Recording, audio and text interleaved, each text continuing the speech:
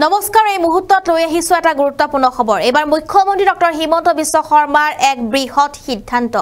চৰকাৰী কাৰ্যালয়সমূহত সন্ধিয়া 7:30 বজাৰ লগে লগে কৰ্তন কৰা হ'ব বিদ্যুৎ লগতে কেইবাটা গুৰুত্বপূৰ্ণ মন্তব্য কৰিছে মুখ্যমন্ত্ৰী গৰাকীয়ে সবিশেষ তথ্য জনাবলৈ চেষ্টা কৰিম এই মুহূৰ্তত 7:30 বজাত কৰ্তন হ'ব চৰকাৰী কাৰ্যালয়ৰ বিদ্যুৎ এয়া মুখ্যমন্ত্ৰীৰ মন্তব্য 6 বজাৰ পিছত কাৰ্যালয়ত থকাৰ প্ৰয়োজন নাই বুলি কৈছে মুখ্যমন্ত্ৰী গৰাকীয়ে আৰু স্বয়ংক্ৰিয়ভাৱে কৰ্তন হ'ব ৰাজ্যৰ চৰকাৰী কাৰ্যালয়ৰ বিদ্যুৎ সন্ধিয়া 7:30 মিনিটৰ পিছতে কৰ্তন কৰা হ'ব বিদ্যুৎ মুখ্যমন্ত্ৰীৰ এয়া এক বৃহৎ সিদ্ধান্ত ৰাজ্যৰ 232টা কাৰ্যালয়ত কৰা হ'ব এই ব্যৱস্থা গ্ৰহণ কৰা হ'ব ৰাজ্যৰ 232টাকৈ কাৰ্যালয়ত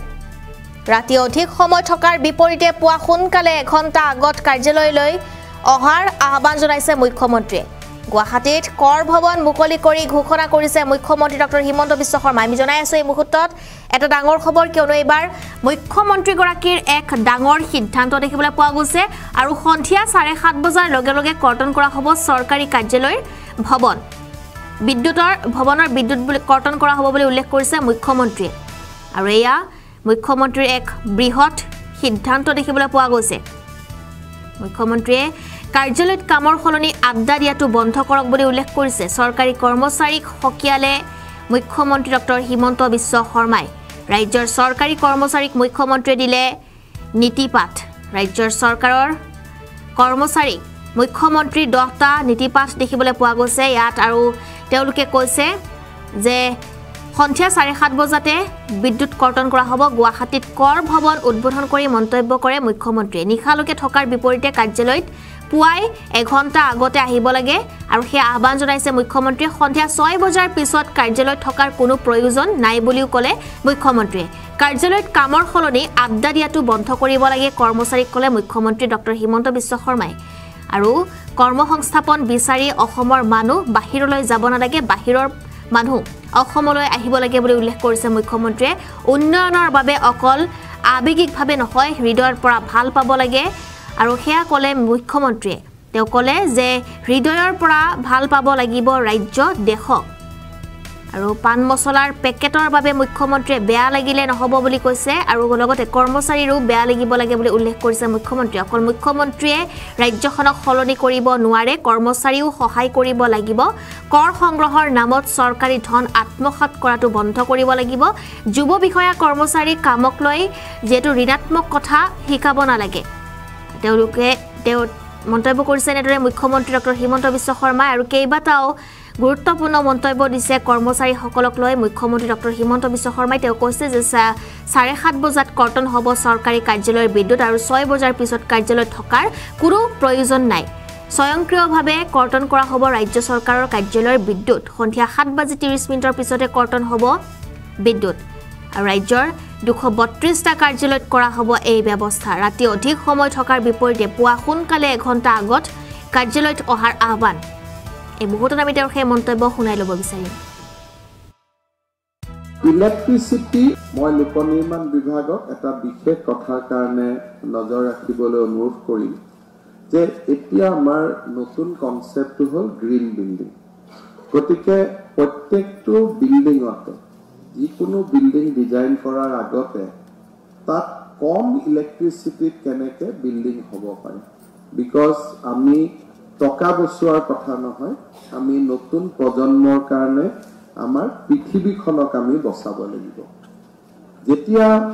খুব বেছি মডাৰ্ণ আৰ্কিটেক্টৰ লগত লাইটিঙৰ কথা আলোচনা নকৰি তেওঁলোকক যেতিয়া প্ৰথমতে টাস্ক দিয়া হয় যে সূৰ্যৰ পোহৰ কিমান বিল্ডিংটোত পৰিব যদি আমি প্ৰথম ক্যালকুলেশন অডিট কৰিব দিওঁ যে এটা বিল্ডিং হ'ব তাত লাইট কিমান আহিব নেচাৰেল লাইট আমি লাহে লাহে 5 ষ্টাৰ সমূহ দেখি আমি আৰ্টিফিশিয়াল লাইট সেদি আমি বিল্ডিং কৰ পোহৰাই ৰাখো মানুহৰ স্বাস্থ্যৰ ক্ষতি হয় আৰু পৃথিৱীখনৰো ক্ষতি হয় because per unit electricity consumption মানে ফসিল ফুয়েল আমি কনজিউম কৰিছো তাৰ পিছত সকলো বিল্ডিংতে সোলাৰ আমি কম্পালসৰি কৰিব লাগে আৰু মই বিত্ত বিভাগক অনুৰোধ কৰিম যে এটা OM এটা ইস্যু হ'ব লাগে যে আমাৰ গোটেই লাইট সোলাৰেদি আহিব লাগে। প্ৰধানমন্ত্ৰী নৰেন্দ্ৰ মোদী ডাঙৰীয়াই সংকল্প লৈছে যে অহা 3 বছৰৰ ভিতৰত কেন্দ্ৰীয় চৰকাৰৰ প্ৰত্যেকটো কাৰ্যালয় সোলাৰৰ ওপৰত নিৰ্ভৰশীল হ'ব আৰু ফসিল ফুয়েলৰ ওপৰত আমি উৎপাদন কৰা বিদ্যুতৰ ওপৰত নিৰ্ভৰশীল নহওঁ। পৰ্যটন আমাৰ সমাজখন বিশেষকৈ এনভাইৰনমেন্টৰ ক্ষেত্ৰত এইটো এটা অসমৰ সফল পদক্ষেপ হ'ব। থাৰ্ড হৈছে ইলেক্ট্ৰিচিটি অডিটিং, যে আমি ইলেক্ট্ৰিচিটি ইউজ কৰোঁতে কৰবাত 5টা বাল্ব নলগাই 2টা বাল্ব লগালেও যদি সি ষ্ট্ৰেটেজিক পইণ্টত তাক লোকেট কৰা হয় তেতিয়াহ'লে 2টা বাল্বেও যথেষ্ট পোহৰ দিয়ে, কিন্তু নন ষ্ট্ৰেটেজিকেলি আমি হেফেজাৰ্টলি লগালে আমাক ইলেক্ট্ৰিচিটিৰ প্ৰয়োজনীয়তা বেছি আহি পৰি গৈ থাকে। সো ইলেক্ট্ৰিচিটি অডিটিং ফাৰ্ম একোটাক যিকোনো বিল্ডিঙৰ লগত জড়িত কৰাৰ প্ৰয়োজন, যে এনেকুৱা 10 ষ্টৰী বিল্ডিং এটাত যদি পুৰণা কৰ ভৱনটোত 10,000 টকা ইলেক্ট্ৰিচিটি বিল হৈছিলে, নতুনটোত 7,000 টকা বিলিং হ'ব লাগে আৰু সোলাৰে তাত কন্ট্ৰিবিউট কৰিব লাগে। গতিকে যিমান কেইটা নতুন বিল্ডিং আমাৰ কাম হৈ আছে এই গোটেই কেইটাতে সেই দিশলৈকে যাবৰ কাৰণে মই অনুৰোধ কৰিছো আৰু লাহে লাহে আমি এই বিল্ডিংটো ইলেক্ট্ৰিক অডিট কৰি তাত ইলেক্ট্ৰিচিটি আমি কমাব লাগে। দ্বিতীয়তে বাজেটৰ সময় নহলে 6 বজাৰ পিছত কাৰ্যালয়ত থকাৰ কোনো মিনিং নাই। যদি বাজেট আছে থাকিব লাগে। 6টা বজাৰ পিছত কাৰ্যালয়ত কৰ্মচাৰীসকল থকাতকৈ ঘৰত গৈ পৰিয়ালটোৰ লগত থাকিলে মন আৰু স্বাস্থ্য ভালে থাকে। মই আনলাইক মই বেলেগ মুখ্যমন্ত্ৰীৰ দৰে ৰাতি 9টালৈকে কাম কৰক 10টালৈকে কাম কৰক, কামটো নহয় আড্ডাহে হয়। গতিকে আমাৰ ইলেক্ট্ৰনিক ফাইল চবৰে আছে, যোনে কাম কৰিব লাগে ঘৰত গৈ কৰিব লাগে। ৰাতি বেছিকৈ থকাৰ পৰিৱৰ্তে লাগিলে 1 ঘণ্টা আগত আহক, লাঞ্চৰ সময়তো কাম কৰক। ইলেক্ট্ৰিচিটি বৰ্ডক কৈছো যে আমাৰ অফিচ বিলাকত 7:30 বজাত আমি ইলেক্ট্ৰিচিটি অটো ডিসকানেকশন আমি কৈ নোৱাৰো যে আপোনালোকে বন্ধ নকৰে, কাম কৰিব ইনভাৰ্টাৰ কৰিব, যোনে নকৰে আমি এটা পলিচি ডিসিশন লৈছো যে এক্সেপ্ট মেডিকেল কলেজ আৰু যিকেইটা ক্ৰিটিকেল অফিচত বাদ দি এতিয়া মুখ্যমন্ত্ৰী কাৰ্যালয়টো কাম কৰিবই লাগিব, সেক্ৰেটাৰিয়েট কাম কৰিব লাগিব, কিন্তু টেক্স ডিপাৰ্টমেণ্টত ৰাতি 7টাৰ পিছত কাম কৰাৰ কোনো ইয়াত কোনো ভেলু এডিশ্যন নহয়। স্বাস্থ্য বেয়া হয়, মানুহৰ কাম বেয়া হয়, তাতকৈ ঘৰত গৈ ফেমিলিৰ লগত টাইম খৰচ কৰিলে বেছি ভাল হয়। গতিকে আমি প্ৰত্যেকটো কাৰ্যালয়তে কামৰ স্পীড অনুসৰি অটো ডিসকানেকশনৰ এটা টাইম আমি ঠিক কৰি ল'ব লাগে আৰু বোৰ্ডে নিজে নিজে অটো ডিসকানেক্ট কৰি দিব, আমি কোনেও লাইট বন্ধ কৰিব নালাগে। আজি দিনটোত অসমত মই